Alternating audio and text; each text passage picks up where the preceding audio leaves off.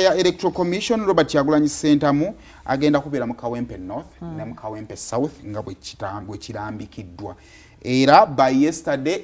enteekateeka zonna zabadde ziwedde era twafunyeko ku bakulu okuva mu kibiina kya National Unity Platform naddala okusinziira mu bitundu by'e Kawempe tubabuuze embeera mugiraba mutya muteeseteese mutya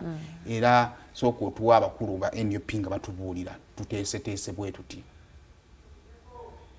Okay, kale kakati awo nno we tugenda okubanga tutambulira olunaku olwaleero tulabe kigenda kubanga kitambula kitya ekiro ekyokeseza olunaku olwaleero tulabyeko kubakuba engoma babadde bali mu kisaawe nga bagenda maaso kwera nga bateekayo stage okukiriza kwaliza Robert Kyagulanyi Ssentamu. Tulabyeko abasimbye ebiyitirirwa nga bagamba nti naffe omuntu waffe twagala kubenga tumukola ki tumwaniriza n'amaanyi. Era okusinziira okuvaako mu kampu zaabwe abantu bawe bagamba nti no they are challenged abantu bawe sinalo baba challenginze nnyo baagala balagako baagala balagako ne mu Kampala muno banange katusabe kale soko tuweeko ku video eyo.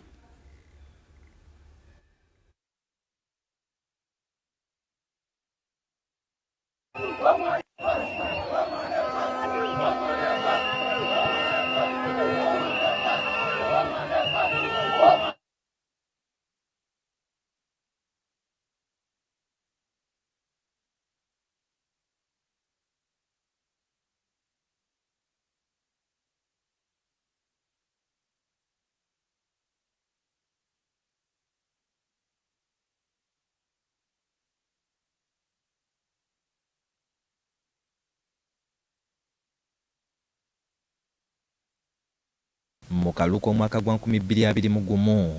Robert Kyagulanyi Ssentamu yali akwatidde NUP bendera ebitundu bya Kampala bye bimu kwebe gyataakola kakuyege olw'ensonga ez'enjawulo omwali n'ekimbe ki COVID-19 ekyali kifukamiza ensi yonna mu kiseera ekyo. Kyokka bwe watabaawo kikyuka kyonna olunaku olw'enkya Kyagulanyi waakufuna omukisa okukolera kakuyege mu bitundu bya Kampala kubanga enteekateeka z'okumwaniriza mu ggombolola y'e Kawempe zonna zaawedde dda. Wetutuukidde mu bifo nga ku kasayo k'oku Growers Kyagulanyi wasuubira okukuba olukuŋŋaana. Tusanze enteekateeka z'okuyoyoota ekifo kino zigenda mu maaso era nga n'ab'ebyokwerinda balawuna enguudo ez'enjawulo mu Kawempe. Ssentebe wa NUP mu Kawempe era mmeeya w'eggombolola eno Emmanuel Sserunjogi atubuulidde nti buli kyetu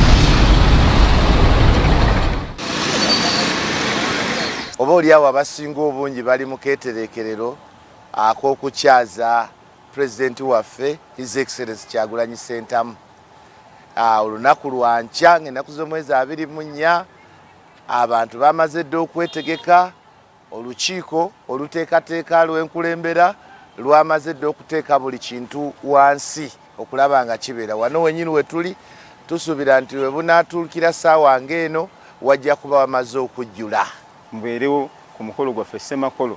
Pulezidenti waffe oluvannyuma lw'okutalaaga mu lutabaalo lwabaddemu wabweru wa Kampala wabweru wa Central Region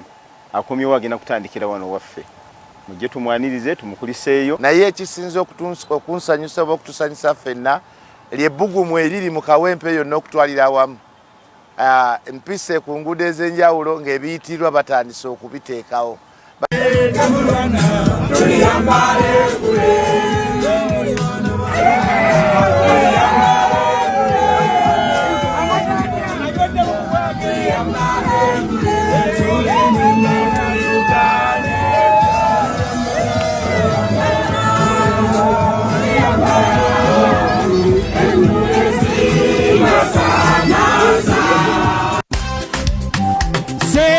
Madamadi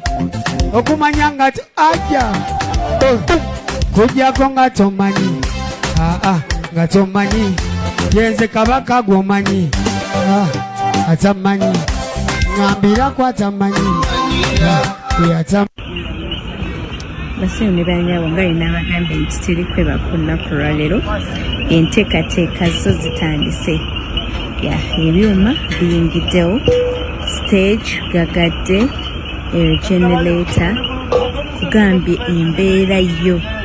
e Kawempe bano bambadde obwaka embeera e Kawempe kitegeeza nti bakita bata eri ku kasavu kanyama kye lulimi olutufuremba yakozesa so ekisaawe kyekino